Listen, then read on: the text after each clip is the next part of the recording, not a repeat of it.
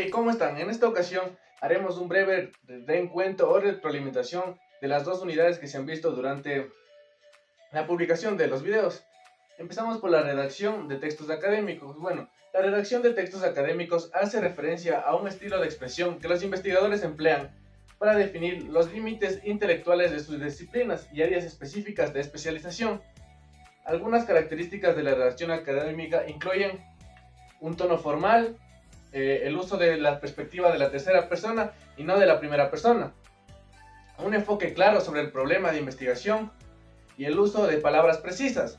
Asimismo, la definición de la redacción académica recae que es una forma de escritura técnica que informa observaciones y resultados científicos de una manera rígida por convenciones específicas, dependiendo del género científico, como puede ser un artículo de revista o un póster científico.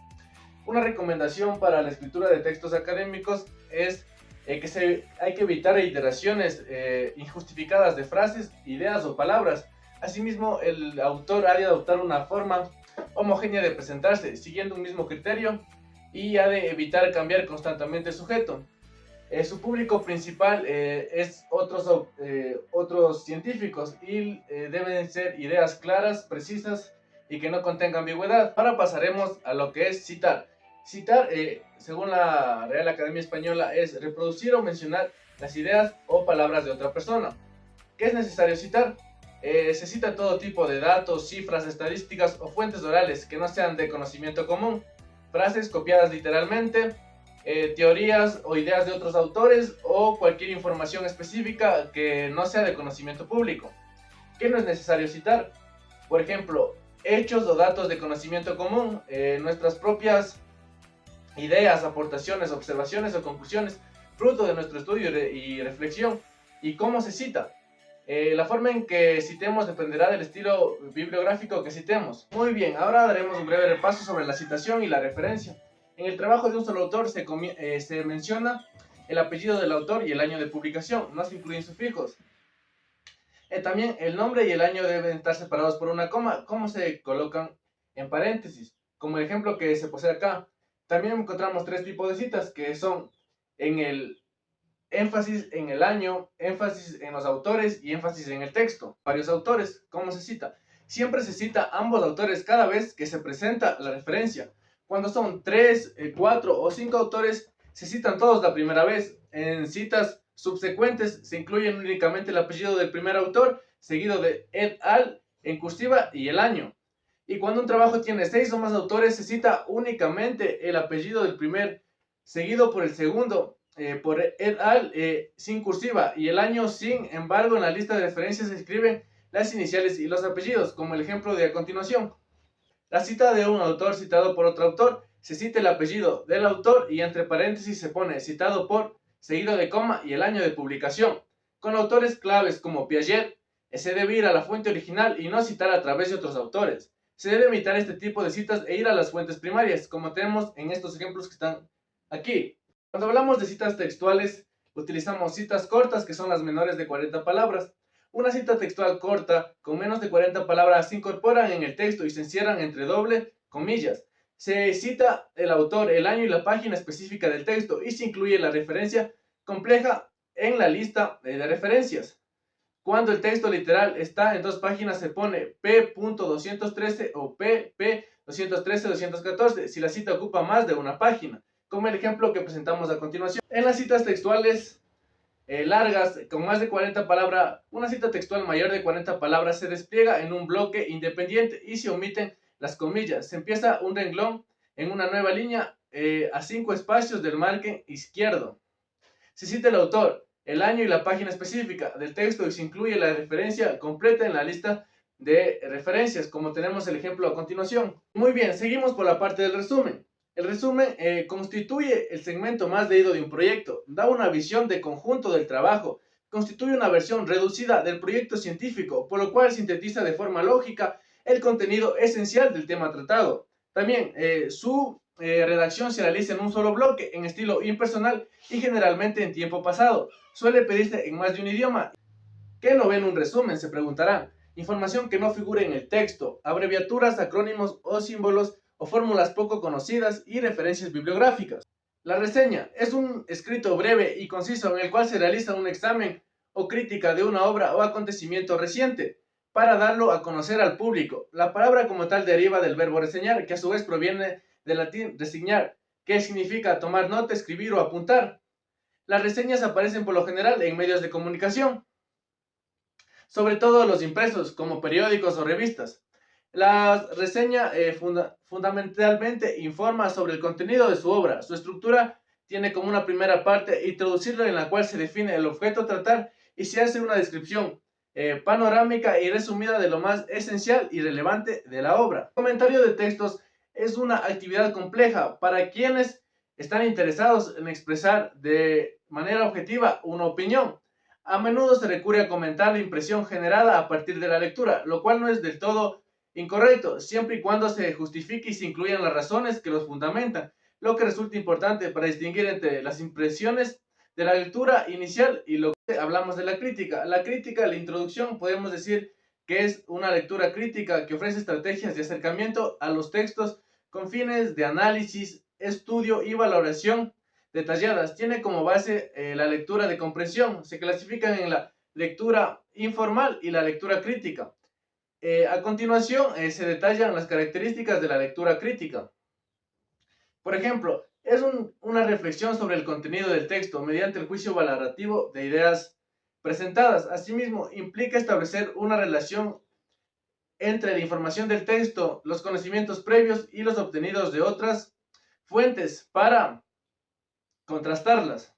¿Qué es una entrevista? La entrevista es un método de recolección de datos primarios que consiste en preguntar a una o varias personas su opinión sobre una empresa, sobre un producto, sobre un tema. Las entrevistas tienen un carácter cualitativo, por lo que se centran en las experiencias personales.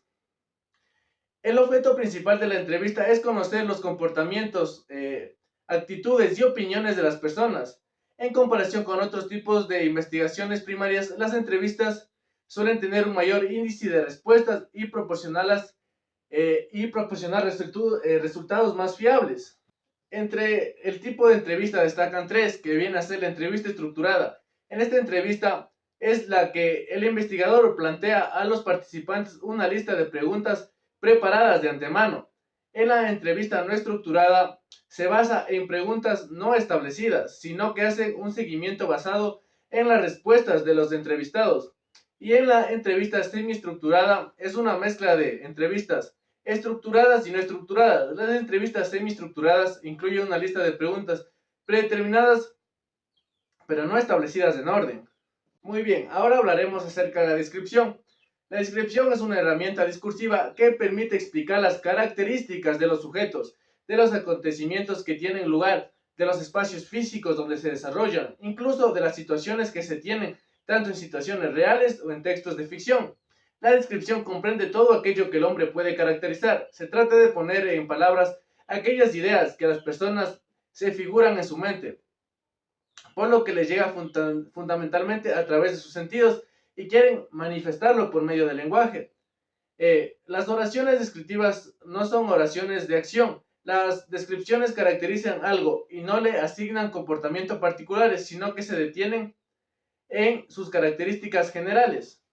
Al describir se suele señalar tres fases dentro de este proceso, como puede ser la observación, con el mayor detenimiento posible de lo que se va a describir, características generales, detalles, forma, tamaño, color, olor, textura y su utilidad. Como otra, selección y organización de datos recogidos según el interés de los mismos y enfoque elegido para producir en el lector el efecto que interese. La expresión mediante las palabras adecuadas, destacando las características más sobresalientes de lo general, al detalle o en sentido inverso. Asimismo, podemos distinguir diferentes tipos de descripción según estos criterios. Por ejemplo, según su intención comunicativa tenemos la descripción científica, que tiene una finalidad práctica, la de informar al receptor sobre lo descrito y se efectúa buscando la objetividad, la precisión y la claridad. En cambio, la descripción literaria persigue una finalidad estética, de tener un lenguaje relevante con lo bello, artístico, expresivo, recreando lo descrito en un sentido poético, figurado y a menudo ambiguo y polisémico. En este se puede usar un lenguaje subjetivo. Tenemos según la perspectiva temporal. En esta se encuentra la descripción estática. Presenta la realidad inmóvil, fuera del paso del tiempo, de modo que los rasgos de lo descrito permanezcan inalterables a lo largo de la descripción, como por ejemplo tenemos. Y la descripción dinámica presenta la evolución, los cambios que experimentan lo descrito, su transformación a medida que pasa el tiempo, como por ejemplo, para realizar la descripción de las personas o personajes se pueden realizar de la siguiente manera, como la prosopografía, también conocida como descripción física. Este tipo de descripción se enfoca en los rasgos físicos y en la apariencia externa del individuo.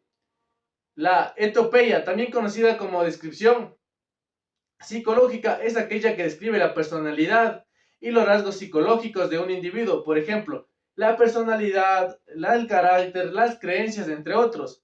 El retrato es un tipo de descripción que se caracteriza por ser detallada y completa, en el cual se toman en cuenta tanto los rasgos físicos como psicológicos de un individuo. En este tipo de descripción se compone de la prosografía y la etopeya. El autorretrato se trata de la descripción que el individuo hace sobre sí mismo. Por lo general está cargada de subjetividad. Y la caricatura, que es un tipo de descripción en el cual se exageran los rasgos físicos.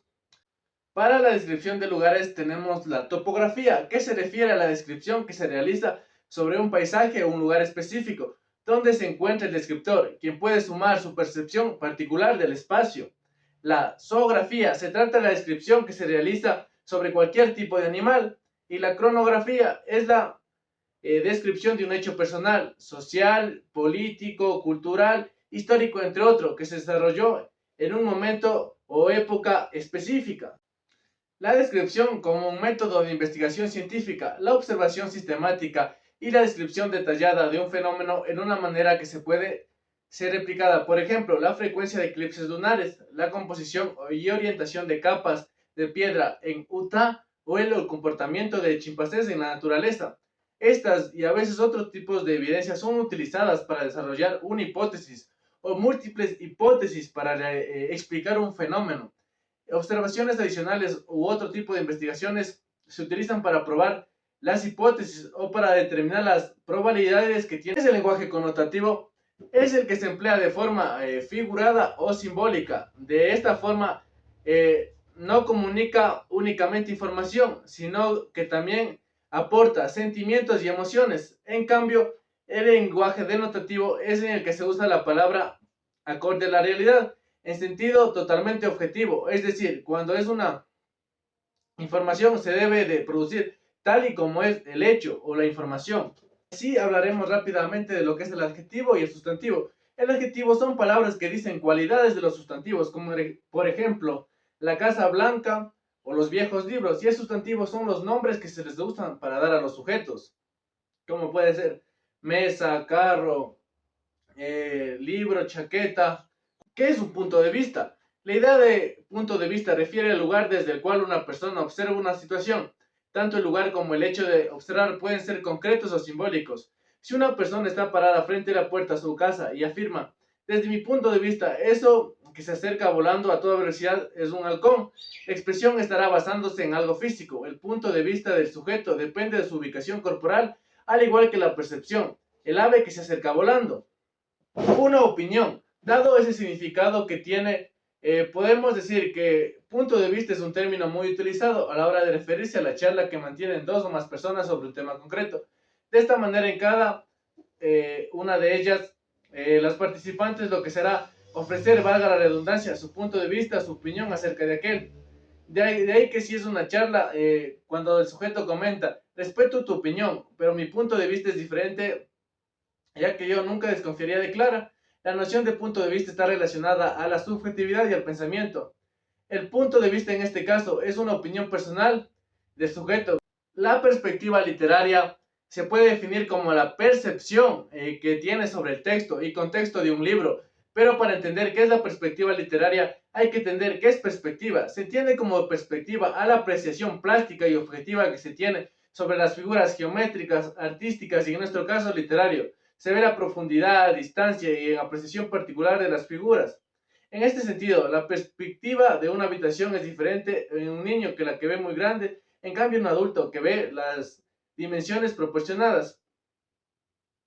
La perspectiva es la forma personal de hacer un resumen de un libro, simple visto desde nuestra vista. El enfoque filosófico del análisis literario evalúa tanto la manera en que un punto de vista moral o filosófico imperante ha influenciado el contenido del texto, o la manera en que un texto plantea y responde a investigaciones filosóficas o apremiantes. Un enfoque moralista es un enfoque filosófico general que en el lector evalúa de manera en que el autor establece códigos éticos para lo correcto e incorrecto. Y el enfoque existencialista, en cambio, asume que los individuos en los textos están aislados de su entorno, que se percibe como extraño, ajeno y privo de verdad inherente, principio clave de la filosofía existencialista. Los enfoques existencialistas son críticos de las representaciones de la autenticidad